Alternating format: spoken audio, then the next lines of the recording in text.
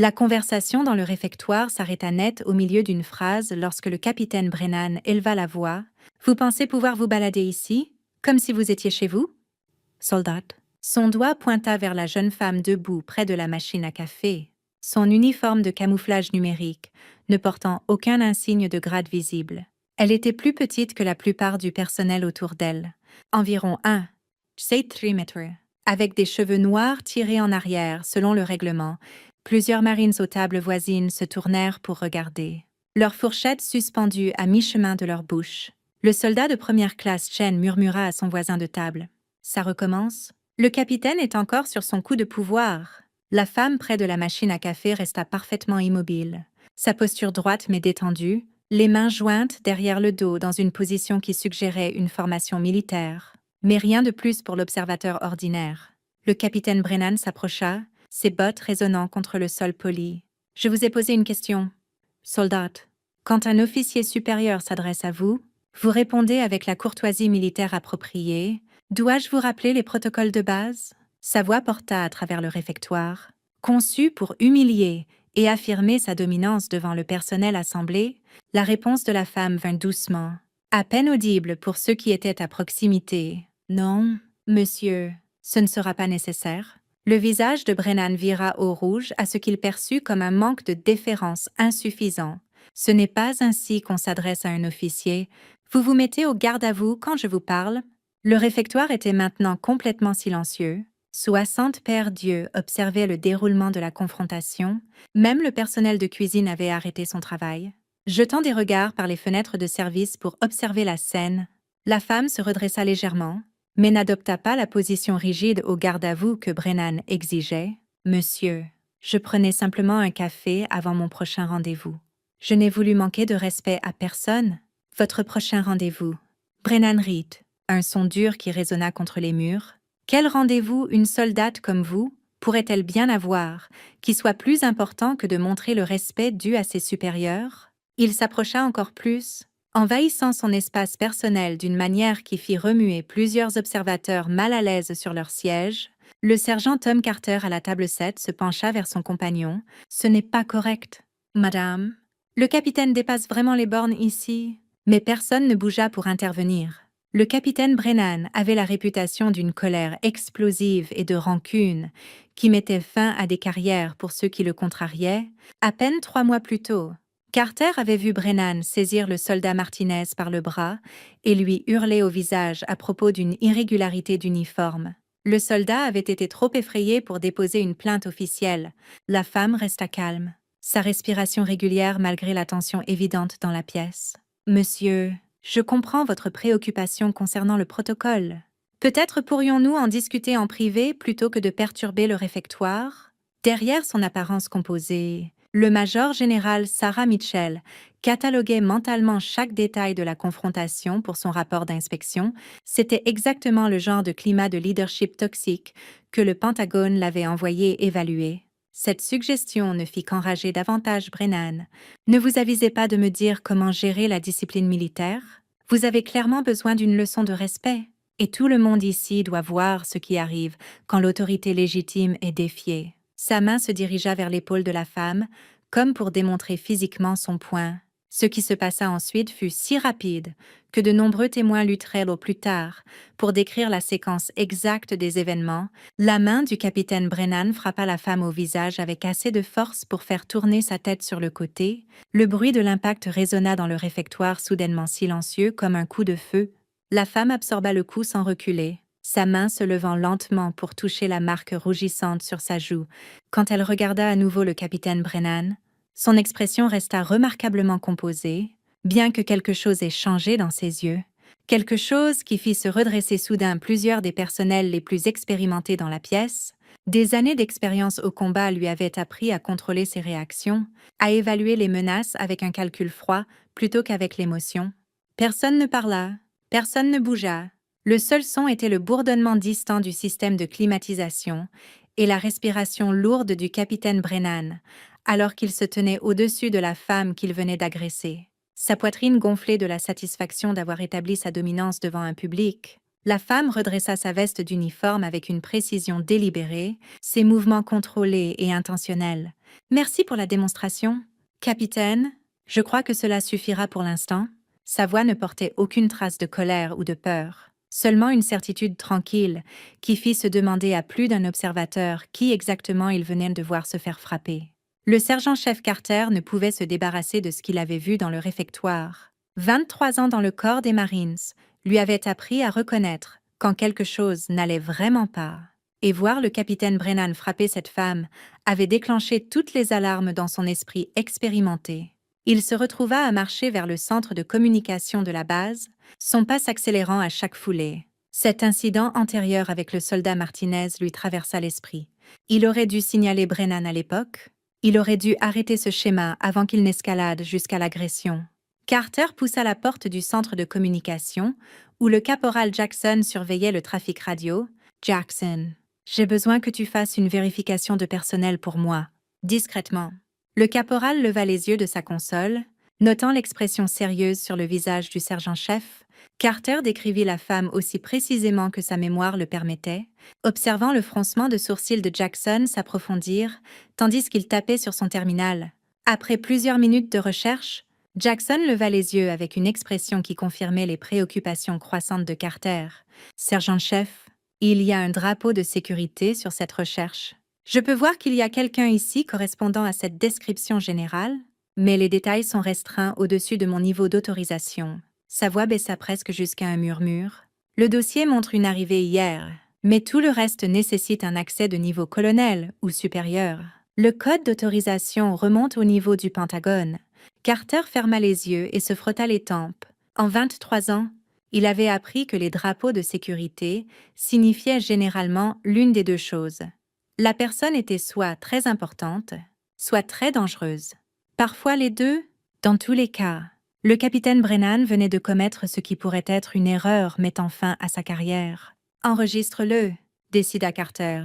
Note que nous répondions à une préoccupation de sécurité potentielle impliquant un contact physique non autorisé avec un visiteur restreint. De l'autre côté de la base, le colonel Richard Hayes fixait le dossier classifié sur son écran d'ordinateur, son visage pâlissant à chaque ligne qu'il lisait. La photographie correspondait parfaitement à la femme que ses caméras de sécurité avaient capturée en train d'être frappée par le capitaine Brennan dans le réfectoire. Major General Sarah Mitchell. Corps des Marines des États-Unis. Fille du général 4 étoiles, James Mitchell, actuel président des chefs d'état-major interarmés. Le dossier continuait avec un dossier de service qui ressemblait à une légende. Croix du service distingué. Étoile d'argent, Purple Heart avec 3 grappes de feuilles de chêne. Tour de combat dans 3 théâtres différents. Ses mains avaient tremblé légèrement alors qu'elle touchait sa joue. Non pas de douleur, mais de l'effort pour maintenir sa couverture pendant l'inspection.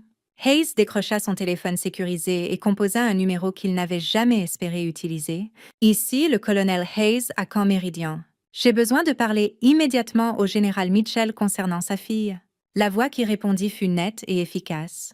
Et en 30 secondes, une nouvelle voix se fit entendre.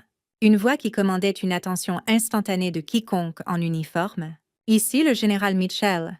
Colonel, je comprends qu'il y a eu un incident impliquant ma fille. » Hayes ferma les yeux et livra le rapport qui mettrait fin à des carrières et potentiellement fermerait sa base. « Monsieur, il y a environ 1 heure, le capitaine Marcus Brennan de la compagnie Bravo a frappé physiquement le major général Mitchell dans notre réfectoire. L'agression a été vue par environ 60 personnes et capturée par les caméras de sécurité. » Le silence à l'autre bout de la ligne dura si longtemps que Hayes se demanda si la connexion avait été perdue. Quand le général Mitchell parla enfin, sa voix était contrôlée, mais portait une nuance qui fit Hayes reconnaissant qu'il parle par téléphone, plutôt qu'en face à face. « Préservez toutes les preuves. Colonel, une équipe est déjà en train d'être assemblée. » Carter fut convoqué au bureau de Hayes dans l'heure qui suivit, tandis qu'il relatait l'incident avec précision. Depuis la confrontation initiale de Brennan jusqu'au moment où il frappa la femme, il observa l'expression du colonel devenir de plus en plus sombre. Quand Carter termina son récit, Hayes hocha lentement la tête. « Sergent-chef, je dois vous faire comprendre que ce que vous avez vu était une agression sur un major général. Pas n'importe quel major général, Mais le major général Sarah Mitchell, fille du président des chefs d'état-major interarmés, Carter sentit ses genoux presque fléchir à cette révélation. « Monsieur, je savais que quelque chose n'allait pas quand j'ai vu sa réaction à être frappée. » Elle l'a encaissé comme quelqu'un qui savait exactement ce qui allait se passer ensuite. Il marqua une pause, puis ajouta doucement « Monsieur, j'aurais dû le signaler il y a des mois quand je l'ai vu coincer le soldat Martinez. Si je l'avais fait, peut-être que cela ne serait pas arrivé. » Hayes se leva et marcha jusqu'à sa fenêtre, regardant la base qui serait probablement sous enquête fédérale dans les heures à venir. « Sergent-chef, je vous place en charge de sécuriser tout le personnel qui a assisté à l'incident. Personne ne quitte la base jusqu'à ce qu'ils aient été interrogés par les enquêteurs qui sont déjà en route. » 3 hélicoptères apparurent à l'horizon dans les 4 heures suivantes. Le lieutenant-général David Brooks émergea en premier, suivi de 2 autres généraux, leur allure indiquant clairement que Camp Meridian était maintenant le centre d'une enquête fédérale. Pendant ce temps, le capitaine Brennan restait dans ses quartiers, rédigeant sa version de l'incident, complètement inconscient que sa carrière militaire venait de se terminer et que sa liberté était sur le point d'être enlevée. Le 2e jour apporta des procureurs fédéraux à Camp Meridian. L'assistante procureure des États-Unis, Sarah Anderson, arriva avec une équipe d'enquêteurs, signalant que l'incident avait transcendé la juridiction militaire et entré dans le domaine du droit pénal fédéral. Le lieutenant-général Brooks briefa l'équipe fédérale dans la salle de conférence de la base, exposant des preuves, soutenant de multiples accusations de félonie contre le capitaine Brennan. « Nous avons une preuve vidéo cristalline de l'agression », déclara Anderson en examinant les images de sécurité. Combinées aux témoignages des témoins et au statut de la victime en tant qu'officier général, menant des affaires officielles du Pentagone, c'est l'un des cas les plus solides que j'ai vus pour la poursuite fédérale de personnel militaire. Le capitaine Brennan fut convoqué au bureau du colonel Hayes, croyant encore qu'il serait félicité pour avoir maintenu les normes militaires appropriées. Il traversa la base avec confiance, ayant passé l'après-midi à se convaincre que ses supérieurs soutiendraient sa décision. « Monsieur, capitaine Marcus Brennan, se présentant comme ordonné, » annonça-t-il, se mettant au garde à vous. Hayes leva les yeux d'une pile de papier, son expression soigneusement neutre. « Capitaine Brennan, veuillez me décrire exactement ce qui s'est passé dans le réfectoire hier. » Brennan commença son récit avec une fierté évidente, expliquant comment il avait observé un soldat affichant une courtoisie militaire inappropriée et jugé nécessaire de fournir une discipline physique immédiate. « Capitaine, avez-vous fait une quelconque tentative pour vérifier l'identité de ce soldat avant de prendre une action physique ?» demanda Hayes. Brennan sembla confus par la question. « Monsieur, elle était clairement une personne enrôlée junior, aucun insigne de grade visible, et son échec à montrer le respect approprié confirmait son statut. Je n'ai vu aucun besoin de vérification supplémentaire. » Hayes se leva et marcha jusqu'à sa fenêtre, où 3 hélicoptères étaient visibles sur l'aire d'atterrissage. « Capitaine, je dois vous faire comprendre quelque chose de très important. La personne que vous avez frappée dans le réfectoire n'était pas un soldat enrôlé junior. C'était le major général Sarah Mitchell, fille du général James Mitchell, président des chefs d'état-major interarmés. » La couleur quitta le visage de Brennan si rapidement que Hayes pensa qu'il pourrait s'effondrer. La bouche du capitaine s'ouvrit et se ferma plusieurs fois sans produire de son. « Monsieur, c'est impossible. Elle n'avait aucun insigne de grade. Elle ne s'est pas identifiée. Comment étais-je censé savoir ? » « Capitaine, l'ignorance n'est pas une défense pour agresser un officier général, » répondit Hayes. « Le fait que vous ayez omis de vérifier son identité avant de prendre une action physique ne fait qu'aggraver la gravité de votre offense. » Le 3e jour, le général James Mitchell lui-même arriva avec le commandant des Marines et le chef d'état-major de l'armée. 6 généraux sur une petite base représentaient une attention sans précédent qui envoya des ondes de choc à travers toute la communauté militaire. L'enquête révéla des échecs systémiques qui s'étendaient bien au-delà du mauvais jugement d'un seul capitaine. Le caporal Jackson remonta des journaux de communication montrant de multiples plaintes non signalées concernant Brennan sur 6 mois. Le soldat Martinez fut interrogé, décrivant comment Brennan l'avait saisi par le bras 3 mois plus tôt et lui avait hurlé à propos de son uniforme. « Je voulais déposer une plainte », témoigna-t-elle, les larmes coulant sur son visage. Mais tout le monde disait qu'il détruirait ma carrière si je le signalais officiellement. L'équipe d'enquête découvrit que Hayes avait conseillé Brennan de manière informelle après chaque incident, au lieu de poursuivre une action disciplinaire formelle.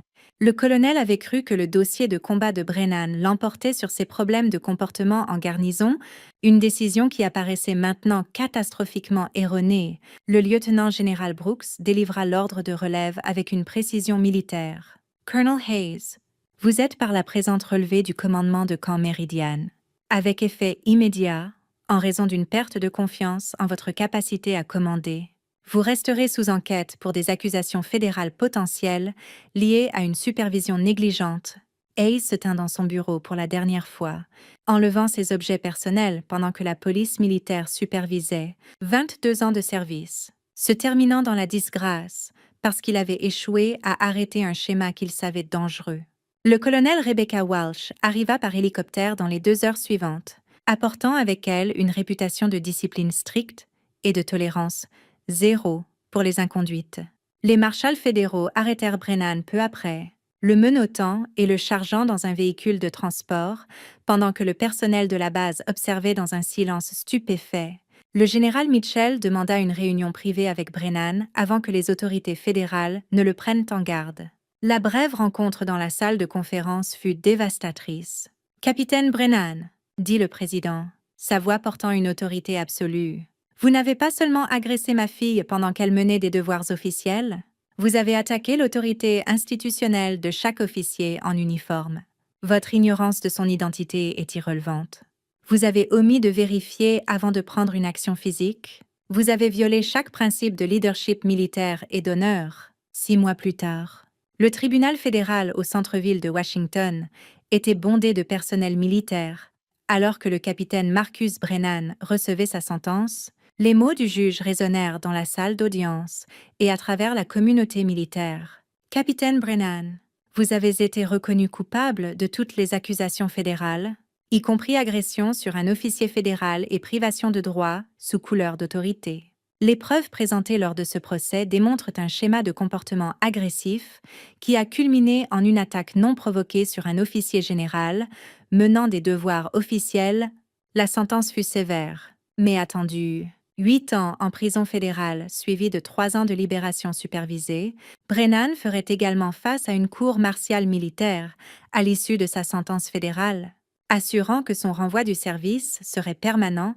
Avec perte de tous les avantages, le lieutenant-général Sarah Mitchell s'assit dans la galerie du tribunal, récemment promu pour sa gestion professionnelle de l'enquête.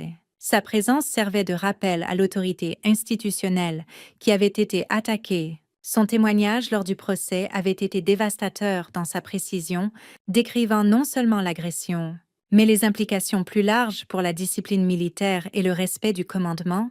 Le colonel Hayes reçut 2 ans en prison fédérale pour négligence criminelle et échec à maintenir une supervision de commandement appropriée. Sa pension militaire fut confisquée et il fut interdit d'emploi fédéral à vie. À Camp Meridian, la transformation fut complète et permanente. Le colonel Walsh avait mis en œuvre des réformes qui devinrent la norme à travers toutes les installations militaires. Des systèmes de signalement anonymes identifièrent des dizaines de cas potentiels, tôt, empêchant l'escalade vers un comportement criminel.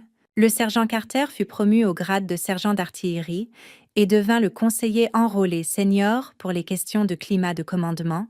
Le réfectoire où l'agression avait eu lieu avait été rénové et affichait maintenant une plaque commémorant l'importance de la discipline militaire et du respect pour l'autorité. Lors de la première formation de Walsh en tant que commandant, les troupes assistèrent à un changement culturel immédiat alors qu'elles démontraient de nouveaux protocoles de signalement et faisaient clairement comprendre que le comportement agressif entraînerait une enquête immédiate et une éviction. Des années plus tard, les académies militaires enseignaient ce cas comme un exemple de comment un moment de mauvais jugement détruisait des carrières mais réformait une culture entière. Les 8 ans de Brennan en prison fédérale servait de rappel permanent que l'autorité militaire exigeait le respect et que ceux qui violaient ce principe feraient face à tout le poids de la justice militaire et civile. Si cette histoire vous a ému et montré comment un moment de mauvais jugement peut détruire des carrières et transformer des institutions entières, laissez un commentaire sur ce qui vous a le plus touché. Peut-être avez-vous assisté à des situations similaires où les actions de quelqu'un ont eu des conséquences bien au-delà de ce qu'il imaginait. Ou peut-être connaissez-vous quelqu'un dans l'armée qui a vu de première main l'importance du respect et de la discipline appropriée. Partagez vos pensées ci-dessous, et si vous voulez plus d'histoires captivantes sur la responsabilité et la justice, assurez-vous de vous abonner